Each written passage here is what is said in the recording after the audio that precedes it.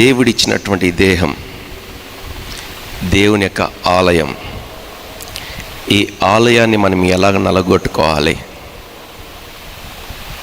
నలగొట్టబడిన తర్వాత హృదయం ఏ రీతిగా మార్చబడి ఉంటుంది?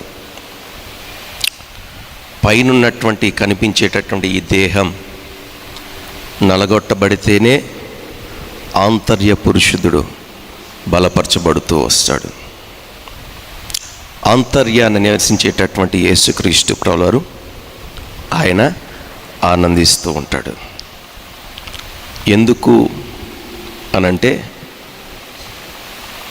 తనను వెంబడించుగోరువారు మీరు ఏం చేయాలి? మొదట మిమ్మల్ని మీరు ఉపేక్షించుకోవాలి. మిమ్మల్ని మీరు ఉపేక్షించుకున్న తర్వాతనే మరొక మెట్టు, మిమ్మల్ని మీరు ఉపేక్షించుకున్న తర్వాత మరొక మెట్టు, రెండో మెట్టు ఏంటంటే కనుక దేవుని యొక్క సిలువను, యేసుక్రీస్తు ప్రభువారి వారి యొక్క కాడిని, సిలువను మనం ఎత్తుకొని ఆయనను వెంబడించేవారిగా. సిలువను, ఎవరి సిలువను వారు. సిలువ దేనికి సాదృశ్యం అంటే శ్రమకు సాదృశ్యం. సిలువ దేనికి సాదృశ్యం? సో క్రీస్తు ప్రభుల వారిని కలిగినటువంటి ప్రతి వారము కూడా, ప్రతి బిడ్డ కూడా దేవుని యొక్క కుమారుడుగా, దేవుని యొక్క కుమార్తెగా పిలువబడుతున్నటువంటి మనమందరము కూడా దేవుని బిడ్డలమేనా? యేసుక్రీస్తు ప్రభుల వారి యొక్క రక్తం ద్వారా కనబడినటువంటి బిడ్డలమేనా? నన్ను చూడాలి. యేసుక్రీస్తు ప్రభుల వారు కార్చినటువంటి పరిశుద్ధ రక్తం ద్వారా ఇక్కడున్నటువంటి ప్రతి వారు కూడా కనబడిన వారమా? నేను ప్రశ్న వేస్తున్నాను. అంటే మీ దగ్గర నుండి సమాధానం నాకు అర్థమైందా? ఇక్కడున్నటువంటి ప్రతి వారు కూడా దేవుని రక్తం ద్వారా కడబడిన వారమా? దేవుని యొక్క రక్తం ద్వారా కొనబడినటువంటి వారమా? కడగబడినటువంటి వారం వేరే, కొనబడినటువంటి వారము. రెండు కార్యాలు కూడా సంఘంలో ఉన్నటువంటి ప్రతి వారి యొక్క జీవితాల్లో ఉండి తీరాలి. హల్లెలూయా, హల్లెలూయా. దేవుని బిడ్డలుగా సంఘానికి వస్తే సరిపోదు, కానీ సంఘంలోకి వచ్చినటువంటి ప్రతి వారి యొక్క దేహం దేవునికి ఆలయముగా మార్చబడాలి. మన హృదయం ఏ రీతిగా మార్చబడాలి? యేసుక్రీస్తు ప్రభుల వారికి ఆలయముగా మన హృదయం మార్చబడిపోవాలి. హల్లెలూయా. ఎప్పుడైతే యేసుక్రీస్తు ప్రభుల వారికి మన హృదయం ఆలయముగా మార్చబడిపోతుందో, ఆ ఆలయంలో ఏముంటుంది? ఆలయంలో ఎవరుంటారు? యేసుక్రీస్తు ప్రభుల వారు ఉంటారు. హల్లెలూయా.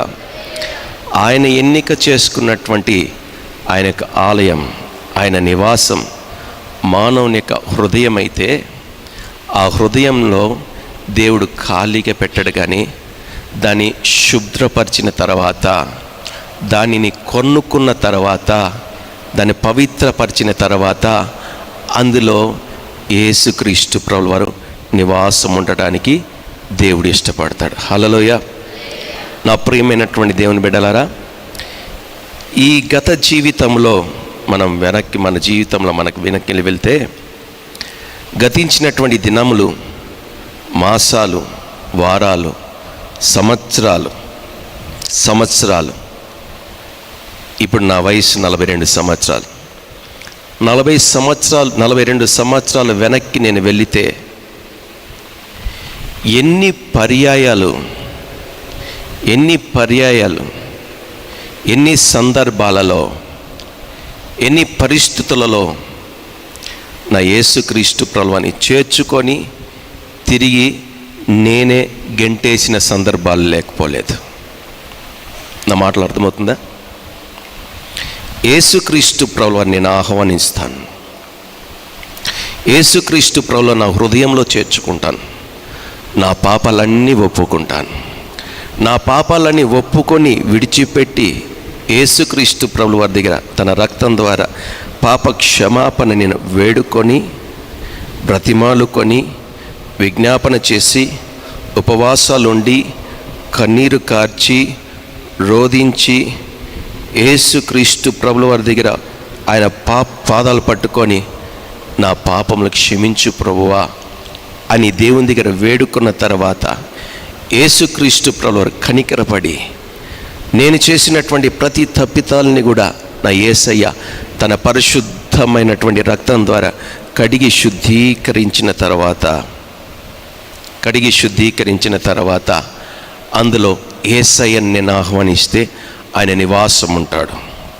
నివాసం ఉండిన తర్వాత తిరిగి విడిచిపెట్టబడినటువంటి పాపాన్ని తిరిగి నేను చేర్చుకున్నట్లయితే, అదే పాపాన్ని తిరిగి నేను చేసినట్లయితే, కడిగి శుద్ధీకరింపబడినటువంటి ప్రతి ఒక్క మలినమైనటువంటి, మురికిగా ఉన్నటువంటి ప్రతి ఒక్క అపవిత్రమైనటువంటి ప్రతి కార్యం, నా హృదయంలో దాగున్నటువంటి ప్రతిదీ యేసుక్రీస్తు ప్రభువారు కడిగి శుద్ధీకరించిన తర్వాత తిరిగి అదే పాపాన్ని నేను తిరిగి చేస్తూ నా హృదయంలో, నా మనస్సులో నేను చేస్తూ వస్తే గన నేను యేసయ్యను ఏం చేసినట్లు? గెంటేసినట్లు. యేసు ప్రభువు వారిని ఏం చేసినట్లు? తోసేసినట్లు. నా హృదయంలో ఉన్నటువంటి నా యేసుక్రీస్తు ప్రభువు వారిని, నా హృదయంలో నివసించేటటువంటి యేసుక్రీస్తు ప్రభువు వారి నేనేం చేస్తున్నాను? నేను చేసేటటువంటి పాపము ద్వారా, నేను చేసేటటువంటి మోసాల ద్వారా, నేను చేసేటటువంటి అన్యాయాల ద్వారా, నేను మాట్లాడేటటువంటి అబద్ధపు మాటల ద్వారా, నేను ఇతరులని ఇబ్బంది పరిచేటటువంటి నా మాటల ద్వారా యేసుక్రీస్తు ప్రభువు వారిని నా చేతుల ద్వారే, నా మాటల ద్వారానే, నా హృదయంలో కలిగేటటువంటి కోరికల ద్వారానే, నా ఇష్టపూర్వకంగా నేనేం చేస్తాను? యేసుక్రీస్తు ప్రభువు వారిని పాపాన్ని చేర్చుకుంటున్నాను, యేసుక్రీస్తు ప్రభువు వారిని గెంటేస్తున్నాను. నా జీవితంలోనే ఈ రీతిగా ఉంటే ఇక్కడ ఉన్నటువంటి మీ జీవితాల్లో యేసుక్రీస్తు ప్రభువు వారిని చేర్చుకున్నారా? యేసుక్రీస్తు ప్రభువు వారిని చేర్చుకుంటున్నారా? లేదు. యేసుక్రీస్తు ప్రభువు వారిని చేర్చుకోవడం లేదు. దేవుని ఆలయమని పిలువబడుతున్నటువంటి ఈ హృదయమని పిలువబడుతున్నటువంటి యేసుక్రీస్తు ప్రభువు వారి యొక్క నివాసములో యేసుక్రీస్తు ప్రభువు వారి ఉంటే, యేసుక్రీస్తు ప్రభువు వారే నివాసం ఉంటే, యేసుక్రీస్తు ప్రభువు వారికి కలిగినటువంటి మహిమ నీలో కనబడుతుంది. యేసుక్రీస్తు ప్రభువు వారికి కలిగినటువంటి పరిశుద్ధత నీలో కనబడుతుంది. యేసుక్రీస్తు ప్రభువు వారికి కలిగినటువంటి ప్రార్థన జీవితం నీవు కలిగి జీవిస్తావు.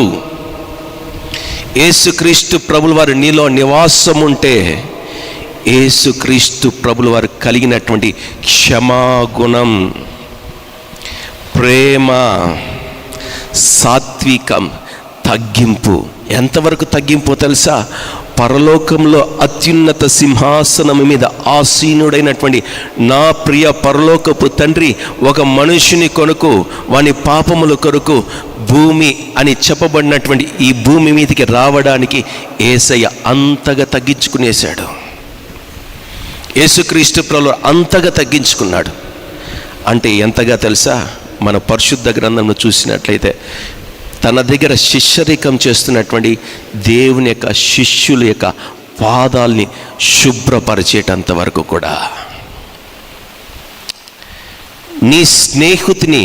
నీ స్నేహితురాలి యొక్క పాదాలు కానీ తగిలితేనే అసహ్యించుకుంటావే, అట్లాంటిది ఈ లోక మాలిన్యము ద్వారా కప్పబడినటువంటి, ఈ లోకపు పాపపు జీవితంలో నడిచినటువంటి ఈ పాదాలని నా యేసుక్రీస్తు ప్రభువారు తన పరిశుద్ధమైనటువంటి హస్తాల ద్వారా నా యేసయ్య ఏం చేశాడో తెలుసా?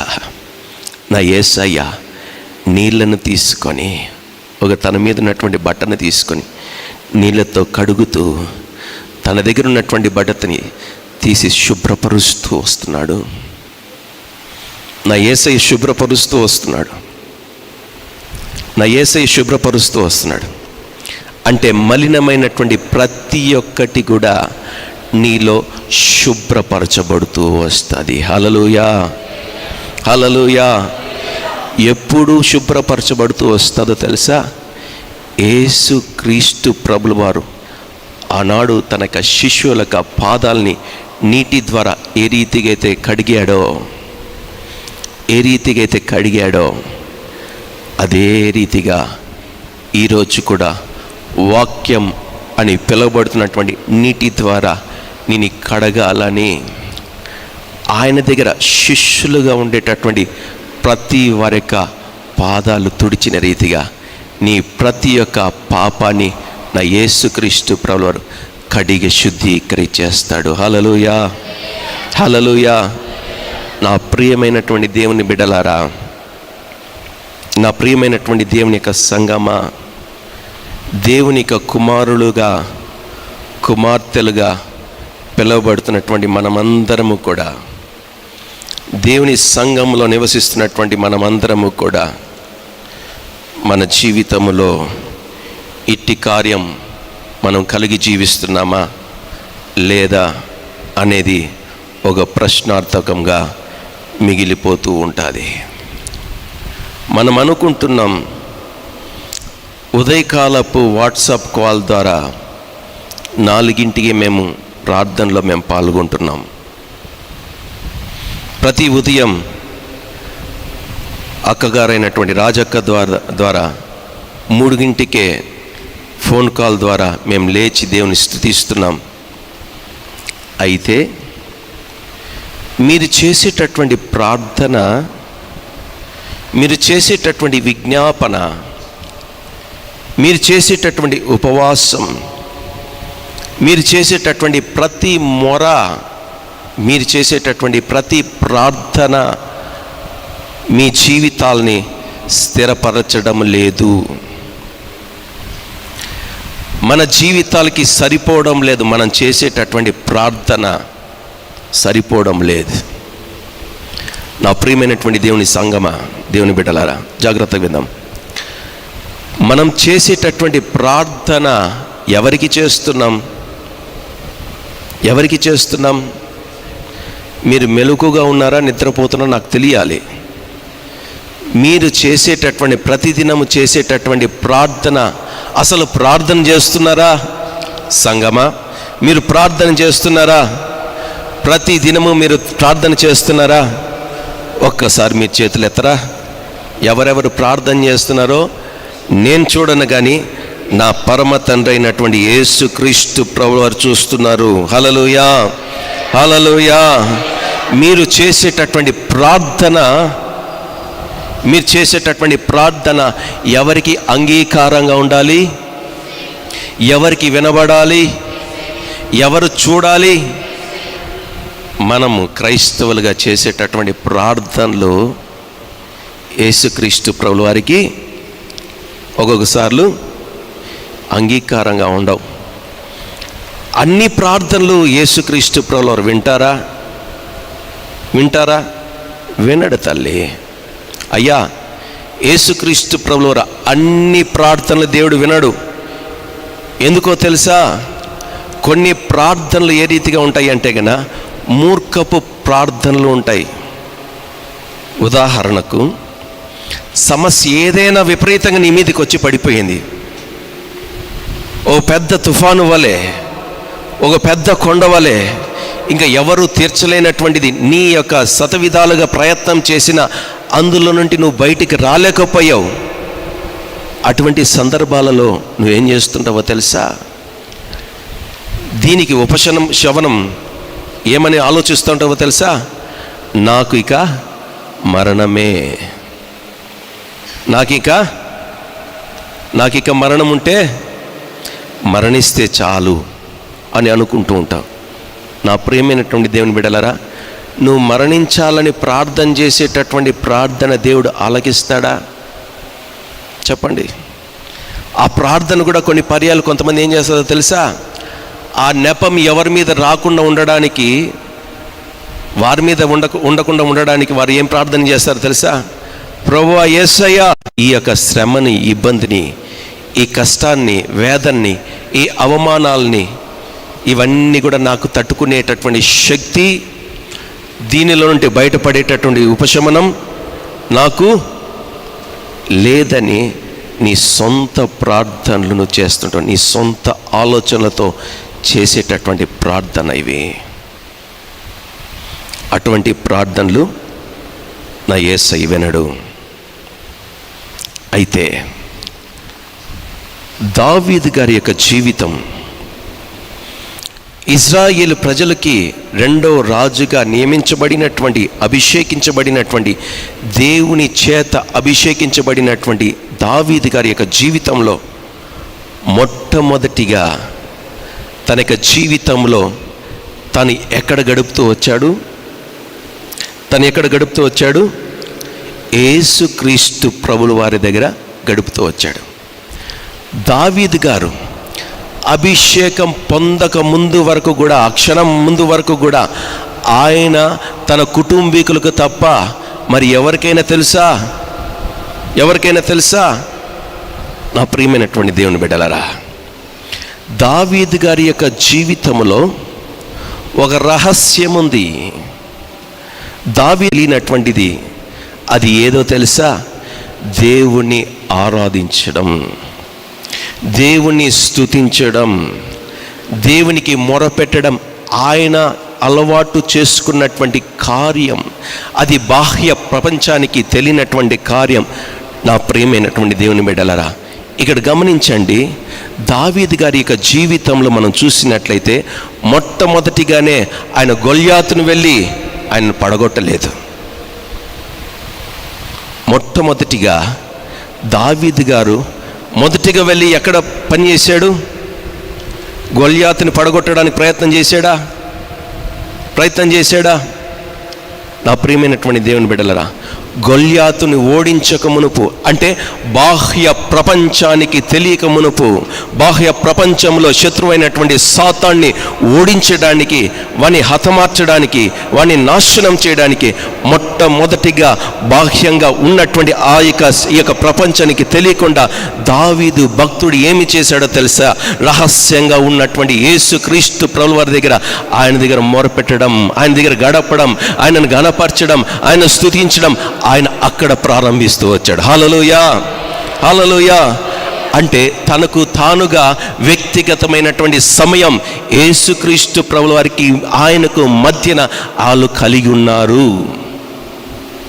నా మాటలు అర్థమవుతుందా? ఒకవేళ అర్థమవుతుంటే హల్లెలూయా చెప్దాం. హల్లెలూయా. అంటే దావీదు యొక్క జీవితంలో మొట్టమొదటిగా బాహ్యంగా ఆయన యుద్ధము చేయలేదు, కానీ ఈ యొక్క పరోక్షంగా, రహస్యముగా యేసుక్రీస్తు ప్రభుల వారి దగ్గర ఆయన గడుపుతూ వస్తున్న కారణాన్ని బట్టి మొట్టమొదటిగా ఈ యొక్క సింహమును, ఈ ఎలుముగొడ్డును ఈ దావీదు గారు ఏం చేశారో తెలుసా? రాజు కాకమునుపు ఈ యొక్క దావీదు గారు వాటన్నిటిని కూడా చీల్చి చంపేశాడు. అంటే దీని యొక్క అర్థం, దీని యొక్క సారాంశం ఏంటో తెలుసా? ఈరోజున క్రైస్తవులుగా పిలువబడుతున్నటువంటి ప్రతి వారి యొక్క జీవితాలలో మొదట నీవు బాహ్య ప్రపంచానికి కనబడడానికి నువ్వు పోరాడడం అవసరం లేదు. బాహ్య ప్రపంచానికి, సంఘంలోనో సమాజంలో నువ్వు కనిపించి ఏదో నువ్వు గొప్పవాడి అనిపించుకొని శత్రువుని మీద నువ్వు విజయం సంపాదిస్తే ప్రయోజనం లేదు. నువ్వు మొట్టమొదటిగా నువ్వు ఏం చేయాలో తెలుసా? రహస్యంగా నీవు నీ శత్రువులైనటువంటి ప్రతి దానిని కూడా, అంటే నీ నిద్రామత్తును కలగజేస్తున్నటువంటి ఈ శత్రువైనటువంటి అపవాదిని నీవు జయించేవాడిగా ఉండాలి.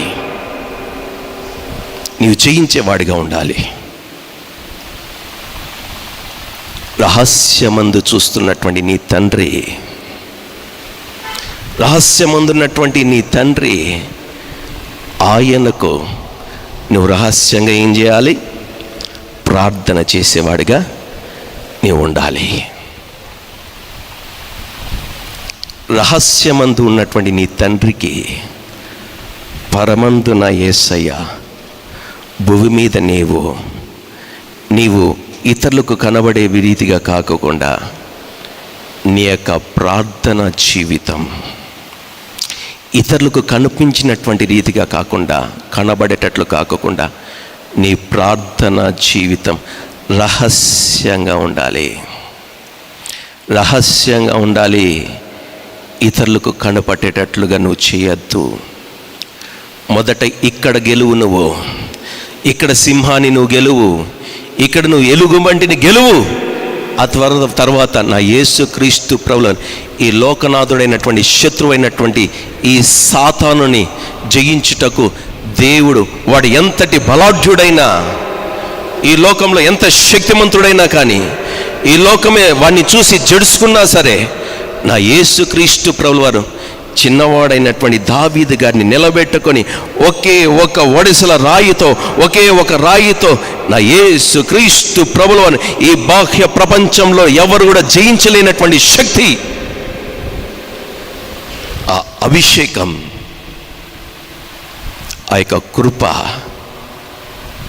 చిన్నవాడైనటువంటి దావీదుకి, ఎవరు లెక్క చేయనటువంటి దావీదుకి, ఎవరు పట్టించుకోలేనటువంటి దావీదుకి దేవుని యొక్క అభిషేకం ద్వారా దావీదుని ఇజ్రాయేల్ ప్రజలకు శక్తిమంతుడుగా అగుపడుటకు నా యేసుక్రీస్తు ప్రభువు వారు ఆ స్థలంలో పరమ సాతానుడైనటువంటి గొలియాతుని హతమార్చడానికి, నాశనం చేయడానికి చిన్నవాడైనటువంటి దావీదుని దేవుడు వాడుకున్నాడు. హల్లెలూయా.